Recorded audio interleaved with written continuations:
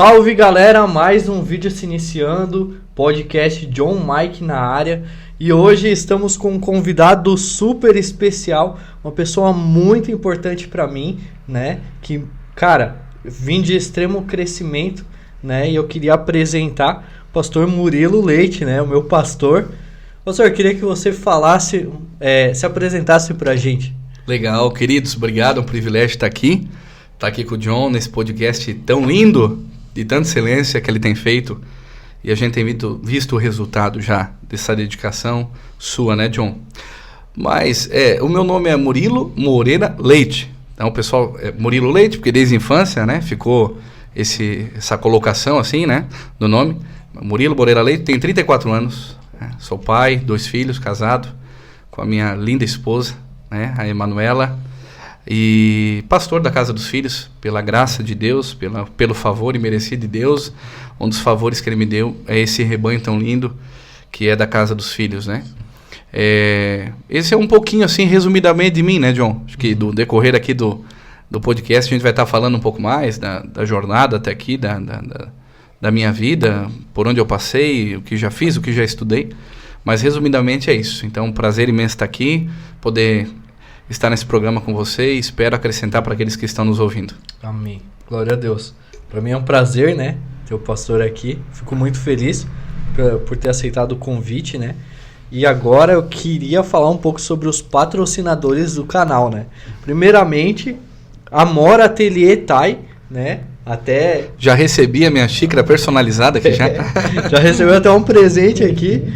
Sensacional, né? Até com a foto, né, pastor? Fotinha, não, tá chique, gostei. Tá, parabéns, Amora aí.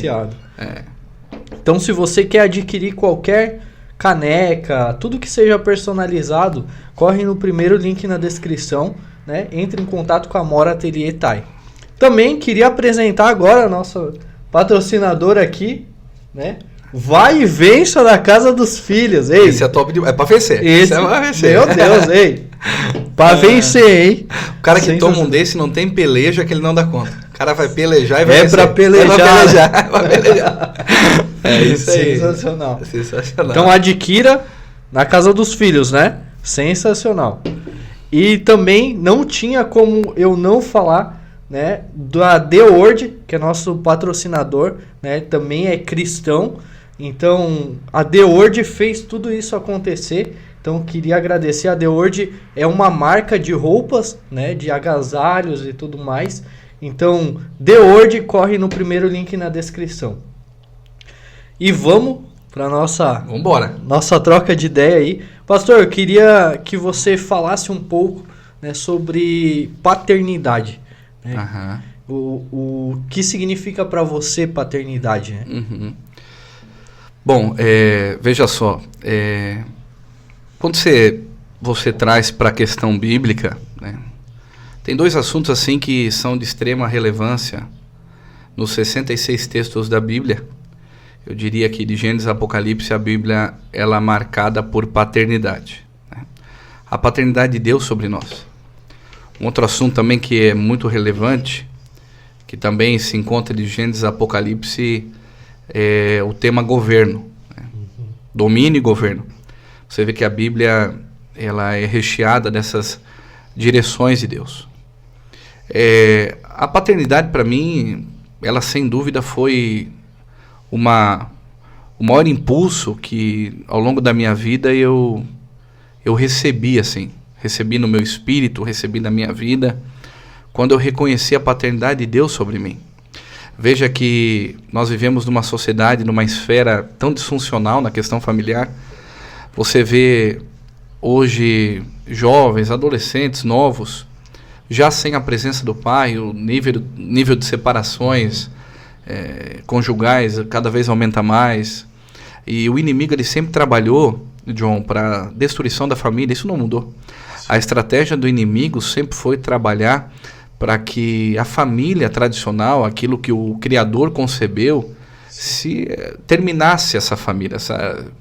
Um homem para um lado, uma mulher para o outro, e muitos filhos não conseguiram ser filhos por não ter essa identidade vinda do pai. O pai afirma, o pai protege, o pai dá destino. E isso nós encontramos aonde? Nós encontramos somente em Deus, né? Deus é o nosso Pai. Então o Criador em Gênesis, quando acontece ali a obra da criação naquele momento, a terra era sem forma e vazia, e as coisas começam a acontecer através de uma liberação da boca de Deus. Então Deus falava, as coisas eram criadas. Sim. O poder criacional de Deus é absurdo, é sobrenatural. Então ele dava uma palavra, as coisas eram criadas, aconteciam. Agora o homem não. O Criador, quando ele vai conceber, criar a criatura, ele desce do céu, ele coloca a mão no barro e ele forma o homem do pó da terra. Porque o pai, ele precisa tocar no filho. Meu Deus. Se o pai ele não tocar no filho, ele não é pai. O pai ele protege, o pai ele gera, o pai ele cria, o pai dá vida ao filho. Sim. É isso que o pai faz. E nós temos um Deus que é pai, que não nos terceirizou na nossa criação, mas com as suas mãos ele toca o barro e forma o homem do pó da terra e sopra em suas narinas o fôlego da vida e passamos a ser uma alma vivente. Então a paternidade, ela transforma. Esse é um ponto, né? Sim. Uhum. Esse é um ponto, a paternidade de Deus sobre nós. Assim, sempre existiu e vai continuar existindo até Jesus voltar muitos questionamentos bíblicos, muitas linhas teológicas, muitas visões de igreja A, igreja B, igreja C, quanto à paternidade pessoal de pessoas sobre vidas. Tem pessoas que não discordam, tem pessoas que discordam, na verdade, dizem que isso não existe, né? E eu respeito essas questões, mas eu entendo que nenhum homem na terra pode ser comparado a Deus, né? Nenhum homem na terra. Há um lugar de paternidade de Deus na nossa vida. Agora, nós vemos no longo da trajetória homens espirituais que realmente fazem o papel de um pai na vida de pessoas. Isso é fato. Isso não há o que dizer contra isso. Isso é um fato vivido. E quem dá o depoimento e o testemunho disso são pessoas que recebem isso. Sim. Né? Eu tenho na minha vida, no meu pastoreio, pessoas que me chamam de pai sem eu nunca ter pedido isso. Sim. Eu não pedi para ninguém me chamar de pai. Eu não moro com a pessoa, eu não dei de mamar a pessoa, não comprei leite, não troquei fralda, né, na infância, mas reconhecer em mim uma identidade de proteção, de destino, de segurança, identificarem-se em mim, e eu não posso proibir essas pessoas se elas me derem esse lugar, um lugar que eu não busquei. Então isso é uma questão muito pessoal.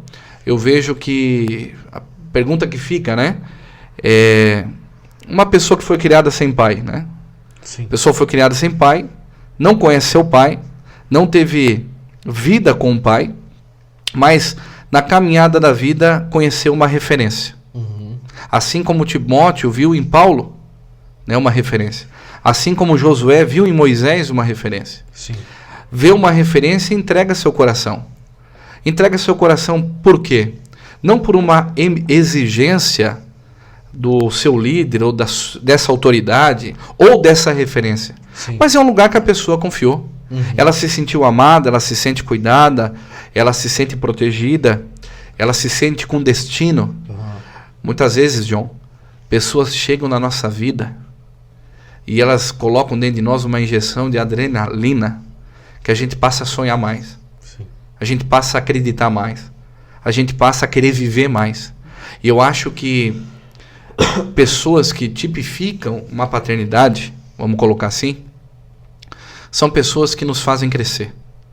Pessoas que fazem a gente sair do nosso lugar e viver mais ousadamente, vencendo, buscando coisas maiores. Eu acho que paternidade é isso. Acho que paternidade, assim, resumidamente, tem tantas coisas na esfera da paternidade. Como igreja, o que mais nós vivemos. O nome da igreja é Casa dos Filhos. Então, é o que mais vivemos como igreja. E uma igreja que vive a paternidade de Deus, bem próxima, é uma igreja que é próxima das pessoas. Então, hoje eu destacaria isso. O que mais se vê no ambiente nosso como igreja? Como nós estamos conectados. Como que nós estamos próximos um do outro. Né? Através dos GCs, mas a gente não se limita a um culto. Isso quem faz? A paternidade.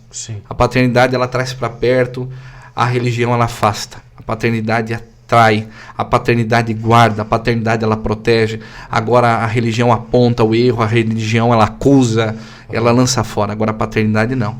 Ela bota no colo, ela fala que tem um lugar na mesa, ela vive momentos de comunhão. A paternidade é investimento, é diferente. Meu Deus. Forte, né? Forte e... Cara, na minha vida, né? Um dos maiores crescimentos foi quando... Eu vou abrir um vai ver isso aqui.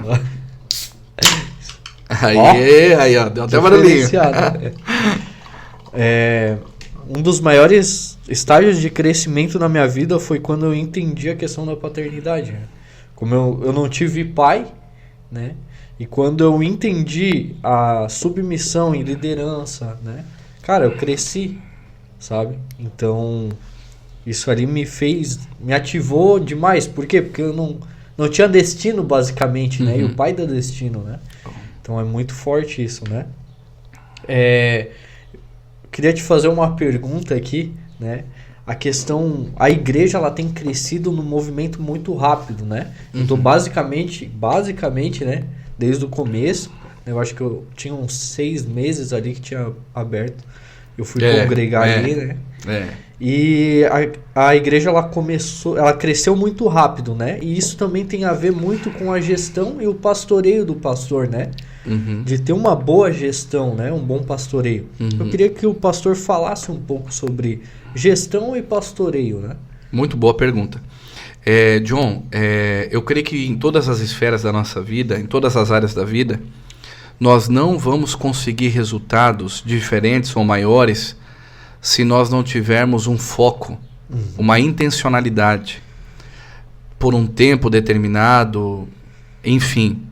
É você acordar com a visão, você comer com a visão, você ir dormir com a visão, você sonhar com a visão, quando dorme também está sonhando com a visão. Em todo o tempo você está com foco. Então, para você que nos ouve aí, nos vê, se você tiver foco, ter isso na tua mente como uma coisa insana, você precisa se dedicar. Eu vou alcançar, eu vou conseguir, é de manhã, de tarde, de noite, pensar na visão e no foco que você tem, na área que você está toda hora. Eu acho que isso vai trazer os resultados que são diferentes do que tem por aí, em qualquer segmento. Sim. Qualquer situação da vida. A igreja não é empresa, ela não é, mas precisa de foco. Sim. Sem foco, uma igreja não consegue expandir, o pastoreio ele não tem resultado, fica cansativo, fica enfadonho, e a gente vê crises emocionais em vários pastores. Nos últimos anos, muito suicídio, muitos pastores tirando a sua vida. Mas um dos principais motivos talvez seja tanta dedicação para a obra, tanta dedicação para a igreja, mas tanta dedicação da maneira errada. Sim. Você precisa saber trabalhar, fazer da maneira correta, sem atrair tanto desgaste. O cansaço vai ter, né? Eu acredito que a gente precisa chegar no final do dia e espremido que nem limão e dizer assim, ó, valeu a pena, foi bom, agora deu resultado. Difícil é, John, a gente acordar de manhã e comer pão das dores, porque o Senhor não está conosco. Sim. Né? Como diz o salmista. Então, se o Senhor não edificar a casa, em vão trabalhos que edificam. Não vamos ter resultado. O Senhor tem que estar conosco. Né? E se Deus está conosco, a gente é organizado. Sim. Se Deus está conosco, a gente faz com excelência. Né? Então, termina uma coisa para ir para a próxima. Sim. São coisas assim que parece que é ABC, mas que as pessoas perdem na caminhada. Igreja e gestão é tudo. Não existe unção sem gestão, não existe gestão sem unção. Barquinho com 2 remos. De um lado é unção, aquilo que é princípio, aquilo que é espiritual. Esse é um remo. O outro remo é a gestão. Como que eu vou gerir? Porque até a unção tem que ser bem gerida. Então, como que eu vou gerir essa estrutura? Então, a Casa dos Filhos, ela completa agora 6 anos, nesse mês. Ela rompeu todos os números aqui na região. É espantoso o crescimento da igreja. Sim. Saímos de uma reforma agora, de ampliação do templo. Eu acredito que ano que vem já vamos ter que fazer outra. Sim. Já estamos com a casa cheia, já estamos com os cultos lotados. E é importante entender que é a boa mão de Deus. Mas é importante dizer que Deus envia alguém. Sim. Em Êxodo 33, Moisés, no seu diálogo com Deus, disse: Senhor, se tu não for conosco, com o teu povo, nós não vamos. Porque senão nós seremos igual aos outros povos. Sim. Nada vai nos diferenciar. Então nós temos um ponto aqui a pensar e refletir. Uhum. O que diferencia uma igreja é a presença de Deus. Sim. Porque se Deus não estiver conosco na igreja, nós vamos ser mais uma igreja. Sim. Meu Deus. Forte. Então o primeiro ponto é que tem a presença de Deus ali. Sim. E o segundo ponto é que Deus envia alguém. Então se Deus me enviou, eu ouvi a sua voz, eu falei, eis-me aqui. Sim. Então o envio de Deus foi respondido por mim, então teve êxito nesse processo. Talvez se outro tivesse no meu lugar, com a mesma visão, John, com o mesmo nome de igreja, não teria esse efeito. Sim. Então tem a bênção de Deus. Deus, toda a honra e glória a Ele. Mas aquela pecinha que está atrás da mesa todo dia, que está gerindo a orquestra, tira um mestre de orquestra de uma orquestra, numa grande apresentação. Sim. Eu não tenho dúvida que os seus alunos, a sua equipe vão ficar perdidos. Eu não tenho dúvida. Imagina você, é contratado hoje numa empresa. Você começa a trabalhar segunda-feira. E na segunda-feira você chega no seu departamento, na sua célula de trabalho, tá os outros funcionários trabalhando, nenhum dos funcionários tem a informação que você vai começar, e o supervisor não está. E você chega lá e você não sabe o que você tem que fazer. Você fica perdido. Sim. Por quê? Porque um líder conduz, um líder ensina, um líder aponta. Então você tem que gerir uma igreja na sua estrutura, você tem que gerir uma igreja no seu financeiro, você tem que gerir a sua família, os seus filhos, a sua casa. Sim. Porque pastor tem família. Porque antes dele ser pastor, ele é marido. Antes dele ser pastor, ele é pai. Sim. Ele tem que gerir a sua casa. Aí ele tem que gerir ainda na igreja, sabe o quê? Pessoas. Sim. Então toda essa orquestra, olha o time que ele tem que tocar, olha a equipe. Na equipe dele tem a família, a esposa e os filhos. Na equipe dele tem finanças. Sim. Na equipe dele tem estrutura. E na equipe dele tem todas as pessoas que estão dentro da igreja. Meu Deus. E essas estão membros, estão liderança, estão presbitério. Tudo isso esse pastor tem que orquestrar de uma maneira que ele não pode errar, porque as pessoas não aceitam que ele é. Todos na igreja erram. E o pastor tem que perdoar, chamar e falar assim, não, vamos em frente. Sim. Vai passar. Agora, se o pastor errar, John, as pessoas viram as costas e dizem assim, não, essa não é igreja para mim. Sim. Eu vou trocar de pastor que é mais fácil. Então, essa é a vida pastoral. Sim. Então, meu conselho a todos os pastores, tenha foco, né? Se o Senhor te chamou pastoreado, aprenda a comer da viúva e do corvo. Vai viver da fé. Esse é o primeiro ponto. Sim. Eu, no início, fiquei 1 ano com a igreja, trabalhando fora em 3 empregos. Porque eu tinha que manter a igreja sozinho no seu financeiro. Sozinho, praticamente. Primeiro ano de casa dos filhos. Eu trabalhava em 3 empregos. Sim. Mas assim que eu entendi, eu falei, não dá mais. Eu preciso estar 100% integrado, atendendo gente, visitando, orando. E assim foi feito. Então o primeiro ponto é foco. Você tem que depender de Deus. O pastor tem que morrer para si. Né? Depender de Deus. Foco. E vai ter um retorno em almas. Porque não tem a ver com dinheiro, não tem a ver com recursos dessa terra. A maior recompensa de um pastor, maior pagamento, se assim podemos dizer, são as almas. Quando ele vê as almas indo para a igreja, as almas se convertendo, as famílias transformadas, os jovens recebendo o Senhor Jesus no seu coração. Esse é o maior fruto de um pastor no seu ministério. Meu Deus. Muito forte, né? Eu costumo falar, né, questão de tu ter uma organização. Tudo que é organizado cresce, né? Isso. Tudo que é organizado acaba avançando. Por quê? Porque a organização, como o pastor falou, é financeira, né? É em todas as áreas, né? Você vê que o corpo nosso é interessante. Você gosta muito de atividade física? Se você para uma competição, olha que interessante, você vai para uma competição esportiva, você é um atleta, daí você vai lá. Se você está acima do peso, você vai estar com problema. Sim. Você tem peso demais para competir para aquela prova ou aquela determinada situação. Né? Você tá com uma barriguinha a mais, vai dar problema. Sim. Agora, se você tá muito magro, muito fraco, é perigoso você estar com uma anemia. Então também não vai dar resultado.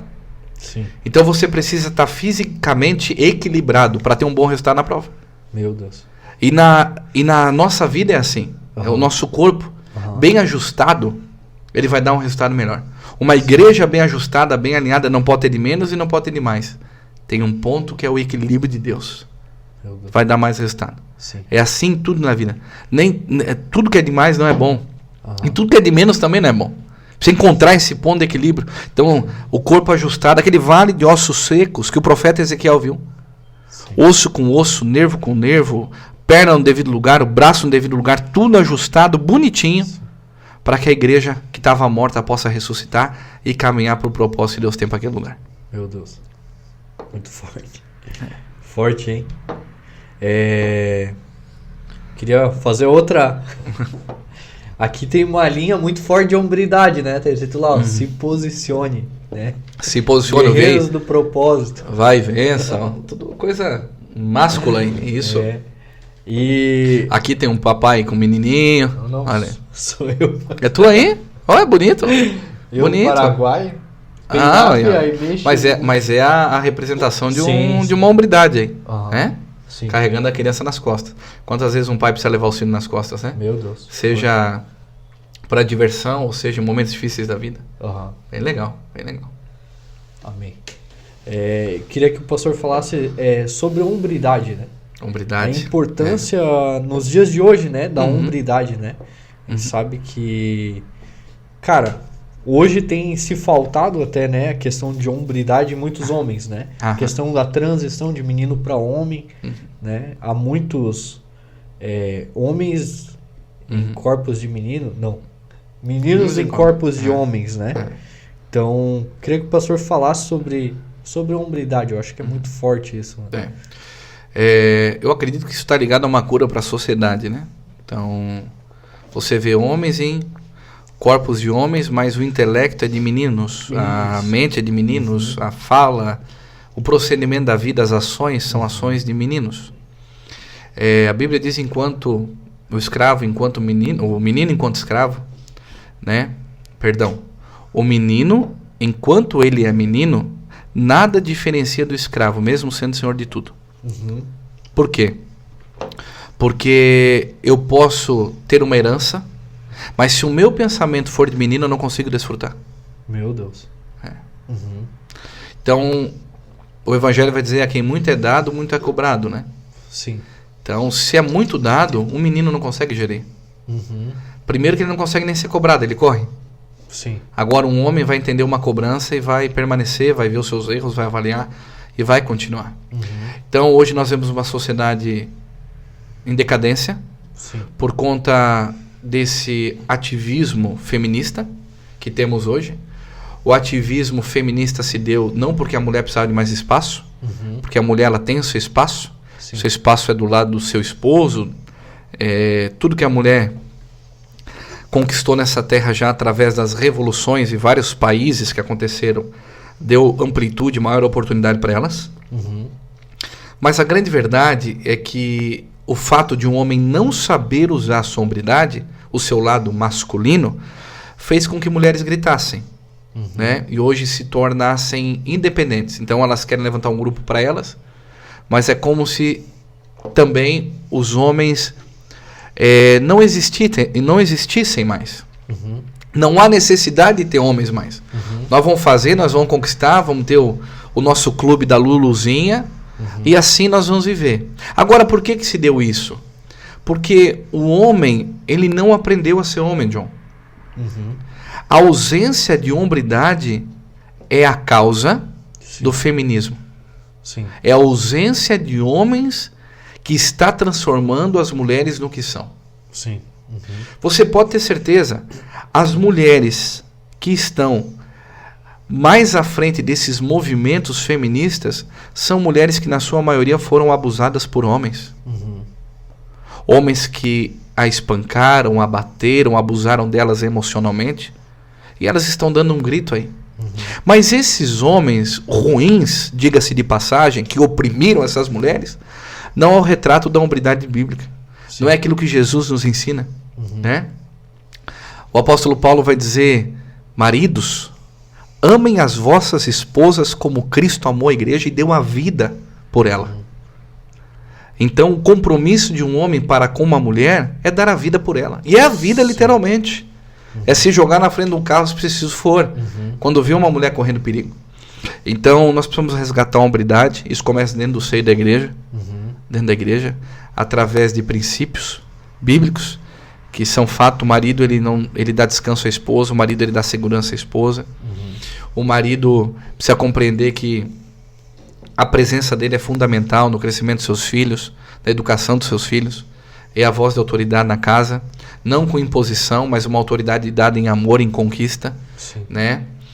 Não se resolve nada na pancada, na grosseria, mas se resolve em amor, sabendo conquistar o seu espaço. E as mulheres estão carentes disso. Sim. Homens que elas possam confiar. Eu estava num culto esses dias e eu comentei acerca dessa igreja e eu falei que me assustei, porque naquele ambiente tinha mais ou menos umas 50 a 70 mulheres ali, solteiras. E elas todas juntas dentro da igreja. E um dos meus pensamentos e questionamentos foi: onde é que estão os homens? Aquelas mulheres buscando a Deus. E cadê os homens buscando a Deus? Porque as mulheres solteiras. Sim. Né? E todas ali com certeza com o coração voltado a casar. Sim. Mas onde é que estão os homens? Né?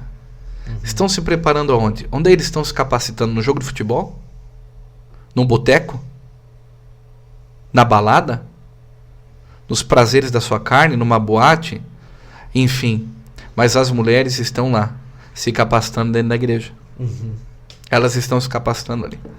Então, acho que nós precisamos restaurar, realmente trazer novamente a hombridade para dentro do seio da família, para dentro do seio da igreja, da sociedade. E somente a hombridade, homens posicionados, homens de princípios, vão colocar esse país no eixo. Sim. Homens que não se envolvem com corrupção, com mentira, sim, mas homens íntegros. E esses homens precisam estar onde? Em todas as esferas da sociedade. Esses homens da verdade precisam estar em todas as áreas. Os homens no fio do bigode, os homens da verdade. Sim. Que as suas palavras valem mais do que uma assinatura. Né? É esse tempo que precisa voltar. Sim. Né? É difícil. Sim, mas eu gosto de desafio. Enquanto eu tiver vida, eu vou lutar por isso. Sim. Para que essa palavra da verdade ela possa voltar. Então a hombridade, falando de hombridade, é isso. A situação nossa nesse momento é isso. Então as crianças nascem sem direção, crescem sem direção, falta a hombridade do pai, posicionamento do pai. Sim. Daí a mulher toma um lugar que é do marido. Começa a disfunção no lar, a disfunção familiar. A empresa a mesma coisa. Né? Dentro da empresa, dentro do mercado de trabalho, né? O homem não se posiciona, o homem não dá resultado, o homem é o primeiro a fazer, o homem é cavalheiro, o homem é que abre a porta, o homem que carrega peso, né? Então tu vê que foi devagar, mas isso foi entrando na sociedade. Sim. Não que seja ruim, John. Sim. Mas você não via mulher caminhoneira, você não via mulher em empresa trabalhando pesado, né? E hoje você tem que ver. Eu escutei um comentário esses dias de um atleta, eu joguei bola em Jaraguá por muito tempo, e ele disse assim, ó, não está tendo mais quase campeonato amador em Jaraguá, tá difícil de formar time. Sabe qual dos motivos? Porque os meninos jovens de 20 anos, 18 a 25 anos, não querem mais jogar bola. Meu Deus. E na minha época era uma briga. Sim. Era muita gente para jogar. Então olha os homens que nós estamos formando, John. Sim. Os caras nem jogar futebol gostam mais. Esse é o nível de homem que essa geração está desenvolvendo, está gerando. Sim. Eu estava no negócio de homens que teve, né? Sim. Foi muito forte, né? Foi o Coronel Cusi. Coronel Cusi. E ele falou algo que foi muito importante, sim, que me virou assim uma chave muito forte, né? Ele falou: o homem tem que resolver problemas. né? O homem ele foi feito para resolver problemas. Então, se alguém entra na sua casa, né? Atacar a sua família, se você não está apto a resolver problemas, tu vai correr e às vezes vai correr antes que tua família, sabe? Ou você vai ficar de joelhos por um cara colocando uma arma na tua cabeça. Então, ele falou isso, né? E ficou muito forte. E como que começa a resolver problema? Cara, resolvendo os seus. Né? Primeiro sabendo se governar, resolvendo e não ficar adiando, né? O problema da sociedade, principalmente dos homens hoje, é ficar no celular, é ficar procrastinando, não resolver o problema simples. Às vezes, cara, comeu, lavou um prato, tá resolvendo? Se tu é hábito a estar resolvendo o problema, cara, tu vai resolver todos. Aí, quem é casado, resolveu o problema da mulher. A mulher fala, arruma o chuveiro. Daí o cara fica procrastinando. Cara, se o cara começar a se autotreinar, se posicionar, resolver, quando as coisas acontecerem vai ser impulso resolver. Agora, se ele não tá apto a resolver, vai ser impulso correr, procrastinar, fugir. Né? Isso é muito forte. Né? Precisamos entrar na bolha da prática diária de resolver. Isso. Todo dia, tem que ser como prática, cara. Eu vou resolver, vou facilitar para minha esposa, vou facilitar para os meus filhos. Cara, eu vejo mulher tendo que lavar carro, cara. Meu Deus. Porque o marido não faz nada. Sim. Eu vejo mulher tendo que botar gasolina no carro todo dia, porque o marido não faz nada. Sim. Então, assim, são situações que, não que isso seja um problema, uma mulher não pôs gasolina, mas eu estou dizendo que entrou num ciclo que o homem não se presta nem a olhar o carro que a esposa anda. Nem cuidar do carro para ela. Sim. A mulher resolvendo tudo. E o bobão em casa. Sim. Né? Perna pro alto, barriga grande. Sim. Não se cuida, não cuida do corpo. E a mulher ali num casamento morno, que tem mais a ver com coleguismo do que paixão. Sim. E os filhos vendo tudo isso. E olha que interessante, porque o casamento que os casais têm hoje é o casamento que vai ser dos filhos deles amanhã. Meu Deus. Porque o modelo de casamento é que eles estão vendo no pai e na mãe. E é esse modelo que eles vão ter no casamento deles. Sim. Assim como o pai e a mãe estão casados hoje, o filho vai estar casado amanhã. Meu Deus. Então, ou o casamento está sendo bom para os nossos filhos, como exemplo, ou está sendo ruim, eles vão querer casar, vão querer ficar longe daquilo. Sim. Ou vão ter um casamento tão ruim quanto o nosso. Então isso precisa mudar. Sim. Então realmente o homem foi chamado para resolver o problema. Sim. E precisaram resolver. Agora imagina também os filhos que vê separação, cara. Né? Eu vejo por mim próprio, né? A questão da separação, o que ocasionou. E agora Deus, cara, ele veio restaurando para esse tempo, né? Eu fui tão apto a crescer em ambiente feminino, com a minha mãe, com a minha irmã, né? Que antes eu só conseguia me abrir com a Rafinha. E foi incrível isso, que depois peguei a liderança do Fábio, né? Depois com o pastor, e foi me direcionando, e hoje meu pai tá morando comigo, né? Então a questão de restauração da hombridade é muito forte, né? E olha só, a hombridade ela é tão profunda, e nós temos que entender esse nível de responsabilidade. Jesus não chamou 12 mulheres. Sim. Ele chamou 12 homens. Meu Deus, forte. Jesus não enviou mulheres para o evangelismo, ele enviou 70 homens. Porque quem tem que enviar, quem tem que sair, quem tem que dar a cara a tapa, ir para a selva todo dia e lutar, são os homens. Sim. E qual foi o papel das mulheres no ministério de Jesus? Um papel fundamental. Elas eram mantenedoras do seu ministério. Era a mulherzinha do pão quentinho, era a mulher do alimento diário, era as mulheres da limpeza. Jesus passava na casa de Marta, na vila de Marta e Maria. Jesus parava na casa de Marta, parou ali algumas vezes. Ali que nós vemos o episódio de Marta e Maria. Sim. E ela servindo Jesus. Então, as mulheres tiveram um papel de auxiliadoras no ministério de Jesus. Sim. Que é o papel da mulher. Onde a mulher auxilia para que os homens possam avançar. Para que os homens possam resolver problema. E a mulher está cuidando daqui, da retaguarda. Sim. Esse é o papel da mulher. Agora, o cara é resolver problema e ainda trazer mais para a esposa? Meu Deus. Que tipo de homem é esse? Se o papel do homem é resolver, ainda está trazendo mais para dentro de casa? Não, meu irmão. Guarda o coração da tua esposa, guarda o coração da tua mulher, deixe ela como auxiliadora, esse é o papel dela, e vai dar cara a tapa todo dia, vai conquistar.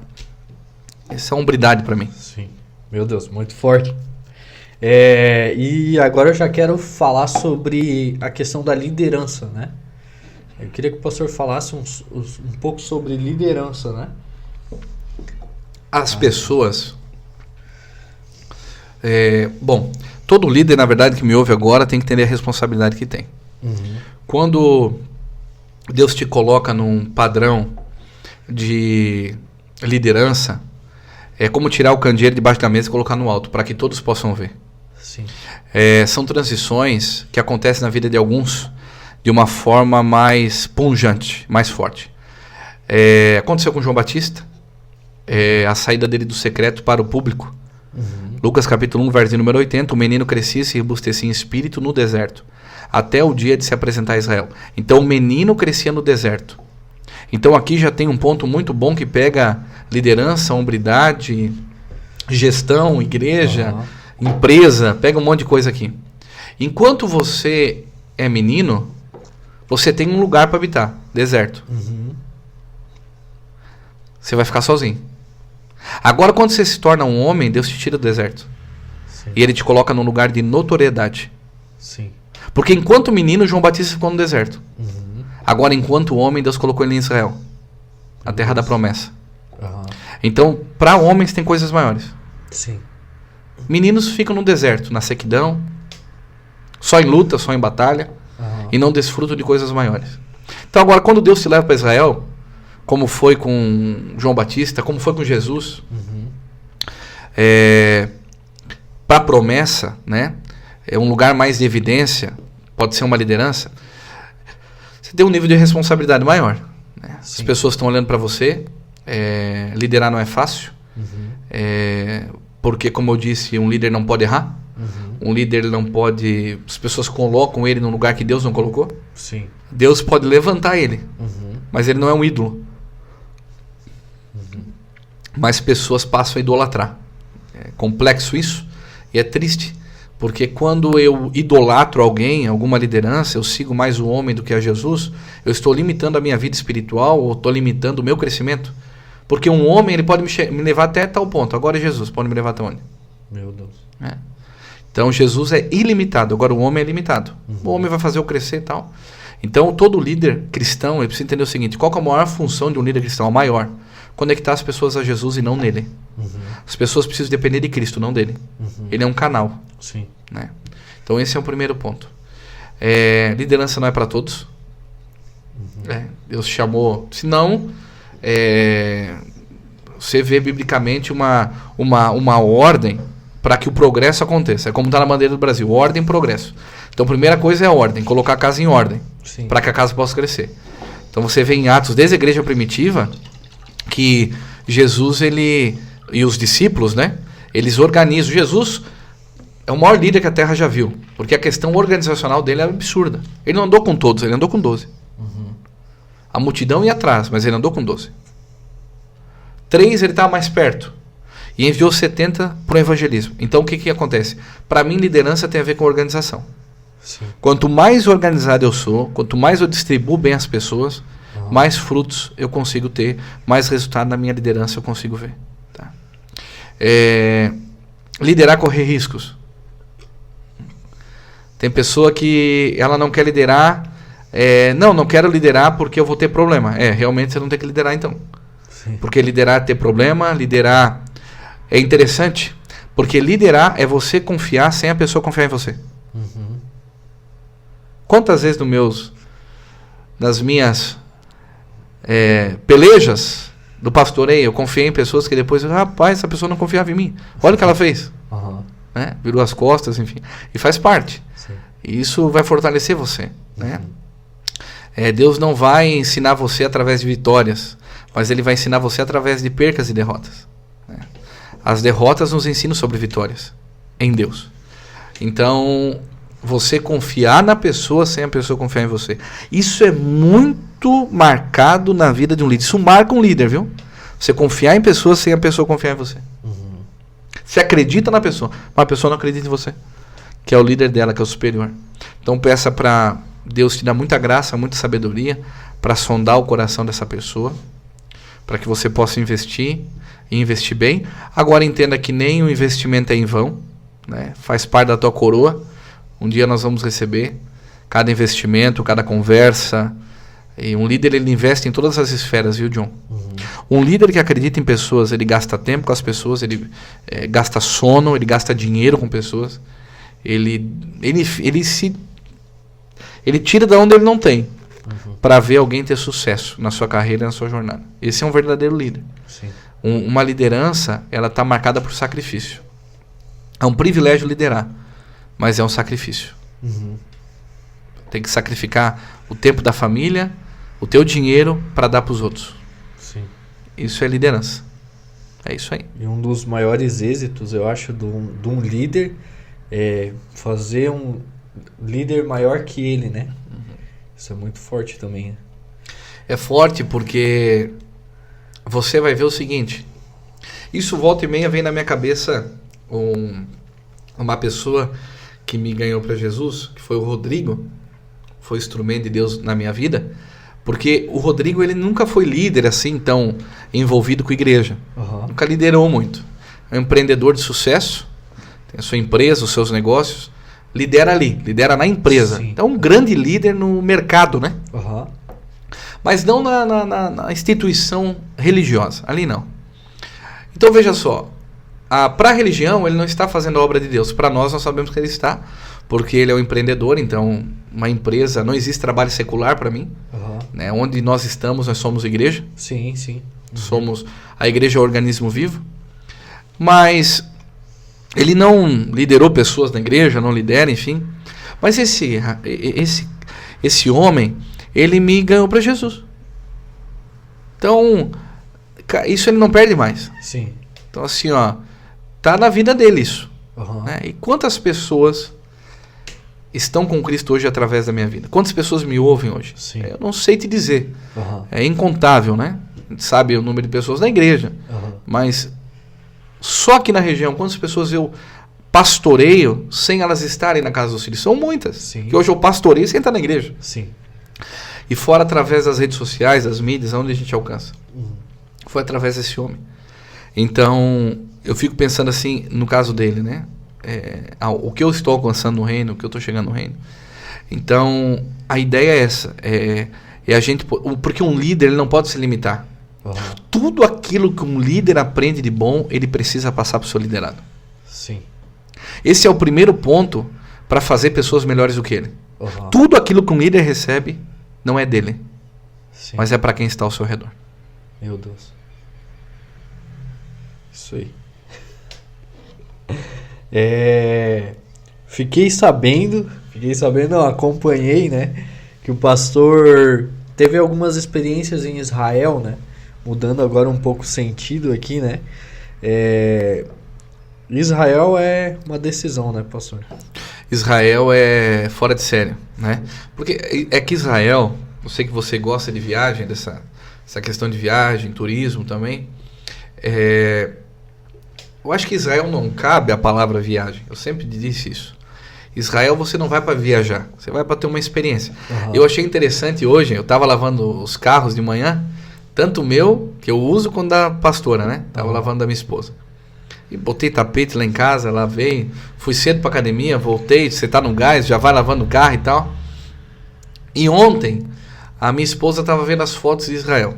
Estava ali mexendo, batendo a saudade um pouco. Sim. Se você tem a caravana aí que vai vir, ano que vem. E na hora a Helena viu as fotos. E a Helena começou a chorar. Chorar na hora. E eu não sabia o porquê. E a gente perguntou para ela, Helena, o que foi, Helena? E ela disse, eu queria ir para Israel. Meu Deus. Eu não fui para Israel. Ela dizia, eu não fui para Israel. E chorava assim, um choro de dor. E eu não fui para Israel.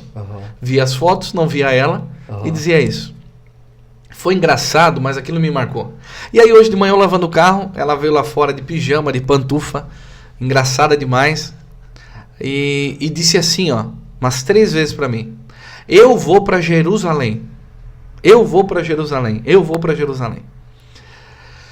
É algo tão forte, tão espiritual, né? Ouvir os pastores amigos falar Você precisa ir para Israel, você precisa ir para Israel. E eu confesso para você que para mim aquilo lá já estava num patamar de idolatria. Sim. Falava assim, esses caras estão demais, é Israel, muito Israel aí. Eu estava levando para esse lado, John. Até o dia que eu pisei lá. Sim. Então, a gente fez um esforço. Eu acho que a igreja, as pessoas, os filhos ministeriais fizeram mais do que nós nesse esforço, né? E nos levaram para Israel, abençoaram a nossa viagem e fomos para lá.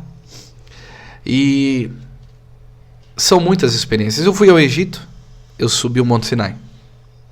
Quase 5 horas de subida. Na madrugada, frio. Quando nós chegamos no topo do Sinai, você vê o encontro de línguas de várias nações ali. Meu Deus. Então você vê vários países da América do Sul, pegando já o Ocidente, você vê a Europa, você vê a África, você vê várias línguas em um único local orando pelo mesmo Deus. Forte. Quando nós chegamos lá, assim, forte. E o sol nascendo no meio daquelas montanhas. E Jerusalém é demais. Israel é... Eu acredito que só na caravana são mais de 40 passeios. Então, Israel tem muitos lugares. É infinito, assim, os lugares bíblicos, né, pra gente. Agora, eu ministrei uma palavra de reflexão no Getsemane, né? Ali no Getsemane, no Monte das Oliveiras, ali naquele ambiente, para a caravana que nós estávamos ali, trouxe uma palavra forte, aquele ambiente demais, marcou demais. Eu costumo dizer que Israel, você está dentro de um filme 3D, como você colocar aquele óculos e entrar ali, porque é tudo meio artificial. Você está vivendo um sonho, parece, é uma realidade espiritual muito sobrenatural, é um ambiente terreno, de terra, muito sobrenatural. Então, assim, a árvore é sobrenatural, a pedra é sobrenatural, as portas são sobrenaturais, o hotel que tu tá é sobrenatural. Sim. E essa transição do Egito para Israel, você parece que entra num outro ambiente, numa outra esfera espiritual. Você sai num peso do Egito e entra como uma libertação mesmo, como quando o povo de Deus foi liberto assim do Egito.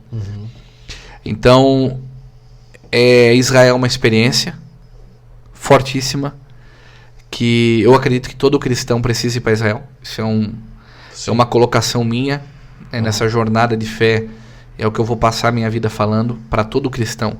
Todo o cristão precisa ir para Israel. Há mudança na vida das pessoas depois de Israel, pastor. Tem coisas que você recebe em Israel, sim, que você só recebe lá.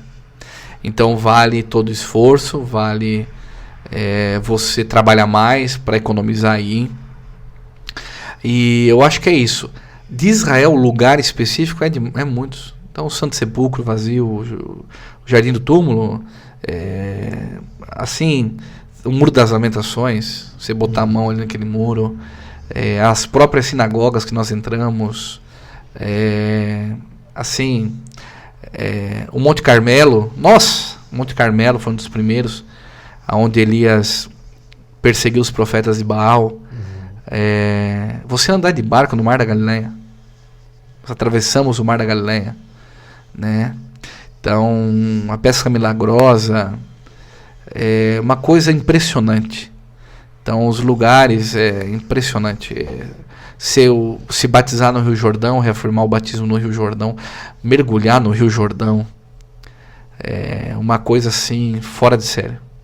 Então, eu quero impulsionar você que está nos vendo para que você possa realmente colocar no teu coração isso. E eu sonho em ver você em Israel. Você vai poder confirmar através desse podcast que muitas coisas mudaram após a sua ida para Israel. É isso aí, John. Meu Deus, já me deu até vontade de ir para Israel. Falando aqui, imaginando, porque é muito forte, né? Como o pastor fala, todo cristão precisa imaginar. Eu acho que você tem que fazer um podcast com a Bárbara Mendes. Cara. Sabe, um podcast só para ela falar sobre como que ela pagou essa viagem. Meu Deus. Porque depois da Bárbara, eu confesso para você que eu fiquei em crise. Uma menina de 21 anos que mora com a mãe, que recebe um salário de comércio, pagou a viagem. Foi trabalhar em 2 empregos para pagar. Foi trabalhar à noite de garçonete e pagou a viagem. Então, por que eu entrei em crise? Porque eu fiquei assim, meu Deus, mas se ela, Bárbara, e aqui não desmerecendo, Sim. mas dizendo assim, no momento da vida dela, a idade que ela tem, o valor que ela recebe de salário, mas Israel só não vai quem não quer. Fiquei pensando nisso. Fiquei pensando, só não vai quem não quer. Porque se a pessoa ela tiver o foco, que nós falamos aqui, Sim. e a organização, cara, eu vou ficar um ano focado. Sim. Ninguém vai tirar isso de mim. Sim. A pessoa vai para Israel. Quem quer dá um jeito, quem não quer dá desculpa. Dá desculpa, E ela foi lá e está indo para Israel. Acho que vale a pena contar o que ela fez, como é que foi, para alimentar sonhos em pessoas. Eu fico imaginando, né? A gente leu a Bíblia basicamente, né? Eu sou cristão desde pequeno, né? Então a vida toda lendo, né? Vivendo a Bíblia, né? Buscando viver da palavra. E tu sabe, John, que Israel gera uma crise bíblica na gente, uma crise com a Sagrada Escritura. Porque lá em Israel você vê o quanto os ocidentais sabem pouco de Bíblia. Meu Deus. Parece que nós recebemos outra Bíblia lá. Como nós somos fracos de palavra no Brasil. E lá em Israel você começa a ver a Bíblia com outros olhos, enxergar com outros olhos, como nós precisamos estudar e examinar mais a Sagrada Escritura. Sim. Então em Israel você vem com uma unção bíblica muito maior. Agora imagina, tu passou a vida toda lendo e aí agora tá vivendo isso real, né? Real. Meu Deus, tu olhando, cara, passando ali pelos locais que você leu, né? Que você é muito forte. Pastor, a gente já vai finalizando, né? Sim. E eu queria que, pra gente finalizar, eu queria que você falasse um pouco da caravana de Israel, né, para as pessoas que têm interesse, que estão assistindo o podcast, né, que têm interesse de estar indo com vocês, né? Sim, na caravana.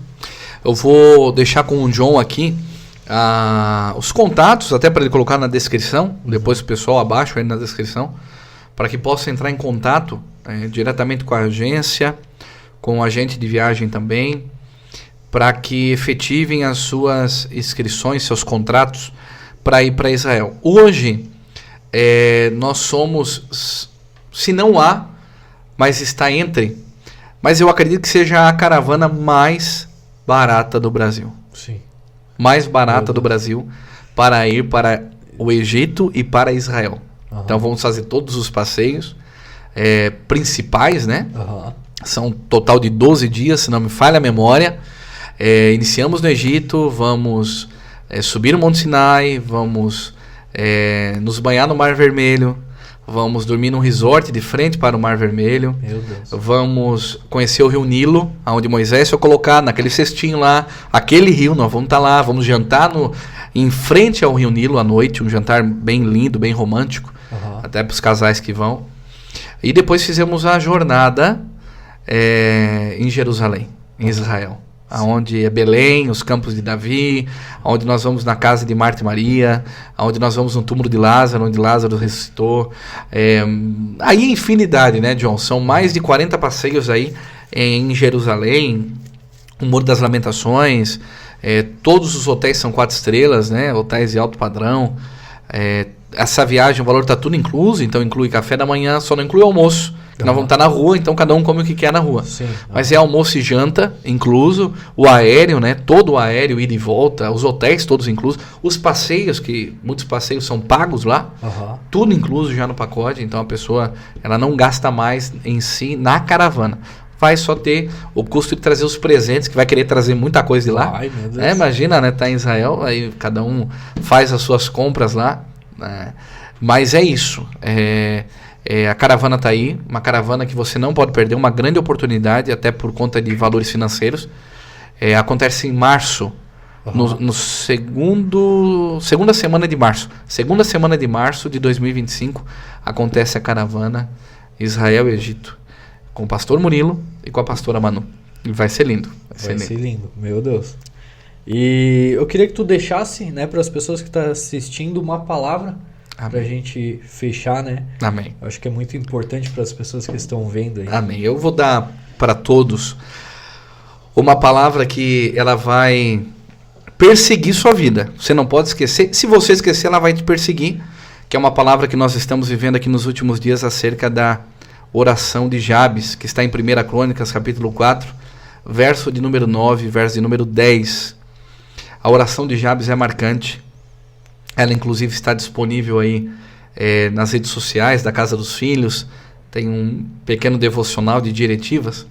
Mas trazendo como palavra, eu quero trazer vida a essa oração. A oração de Jabes é dividida em 4 pilares. O primeiro deles é que o Senhor nos abençoe. O segundo é que o Senhor amplie a nossa terra. O terceiro é que a mão do Senhor esteja conosco. E o quarto é que o Senhor nos livre de todo mal. Então são 4 pilares. O primeiro pilar, abençoa-me, é nós entregarmos a bênção na mão do Senhor da bênção. Saber que nós não podemos pedir por algo específico, mas pedir para que o Senhor da bênção nos abençoe, nós estamos entregando a natureza da bênção na mão dele. Então que ele nos abençoe em todas as esferas da nossa vida. Segundo ponto, amplia as minhas terras, fala daquilo que nós estamos inseridos a nível de influência.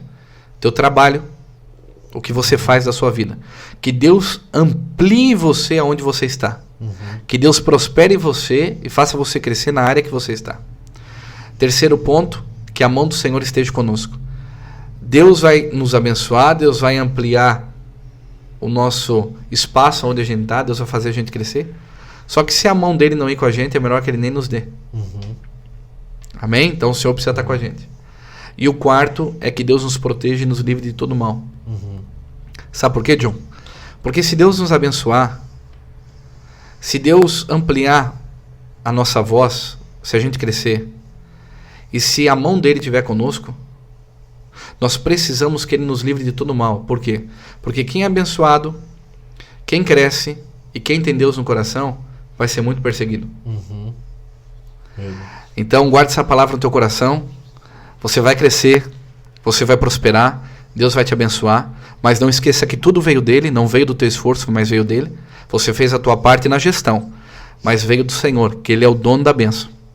Mas não esqueça também, você vai ser perseguido, então você precisa estar protegido, muito guardado em Deus. Procure uma igreja para congregar, procure pessoas de Deus para você andar, para que você possa ser guardado em oração. Essa é a palavra que eu deixo para todos vocês. Isso aí. Queria agradecer, né, mais uma vez o pastor por ter vindo, né? Para mim é uma honra, né? E vai e vença. É isso aí. Vai e vença. Vai e vença. É isso aí. Glória a Deus.